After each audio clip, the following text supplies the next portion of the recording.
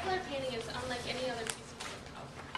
Nita Engel, a professional art major, states, because watercolor actually moves on the paper, it's the most active of all mediums. It's almost a performance art. Watercolor is very frustrating and requires a lot of patience, but with the right techniques and the right skills, every person in this room has what it takes to create beautiful pieces of artwork. Watercolor is best created with 3 basic skills: sketching, painting, and patience. I have had hands-on experience with my art professor who has taught me numerous different types of skills in watercolor painting. I've also been entered in a few art competitions and have won more than one.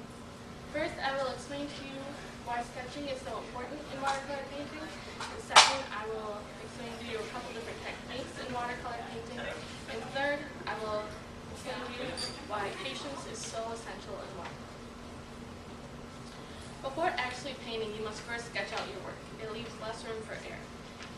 To sketch out your painting, you first have to pick a picture that you want. So go on Google or go take a picture outside and then sketch it out. Once you have to sketch it out, it'll look something like you did when you were 5, and make it easy to fill in the blanks. Sue Dickens in watercolor technical tutorials talks about composition and placement on the page. She states, the placement of these images on the paper are very important. Their simplicity is their strength, but they are not randomly placed. Another artist I found was John Lovett in Watercolor Tips for Beginners. He states, small thumbnail sketches allow you to shuffle your subjects around and adjust the composition before you start to actually paint. Now that I explained to you why sketching is so important, I will share with you a few different techniques of watercolor painting. On a painting tutorial website called Watercolor Painting and Projects, it states, watercolor techniques are the methods we use to bring shape and form to our paintings, while at the same time allowing us to express our creativity. To have different looks in painting, having different types of brushes will be helpful. If you have a smaller one, it'll let you get into little spaces. If it's bigger, it'll help you cover more surfaces in less amount of time. However, you still do need other supplies, such as you'll need a little cup of water, doesn't matter if it's hot or cold, your watercolor paint, and a couple pieces of paper towel. The first technique I'll teach you is just a basic background. Like in this elephant, this is just 2 different colors, like just placed on the paper with just water put into it.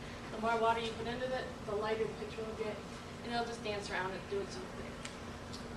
The next step I'll teach you is a little more difficult. It's what I did in this one. See how you sketched it out in this picture in those little areas?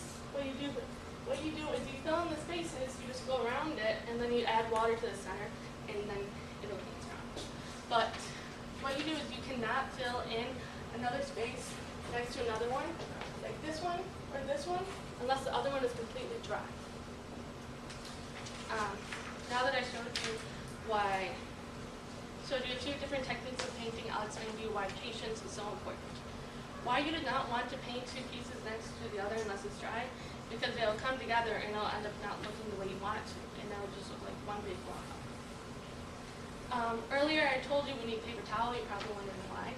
It's because when you fill in the spaces, you put water in it, and then you take your paper towel, do it in a little square, and you dab it, and it gets a little drier. It doesn't take as long to dry. You might say, okay, it's dry, now I can paint one next to it.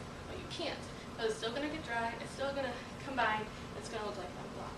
So you must wait until it's completely dry, or you move on to one next to it. Now, I know that everyone gets a little impatient at times, so do I. So to speed up the process, you can just use a blow dryer and make it dry.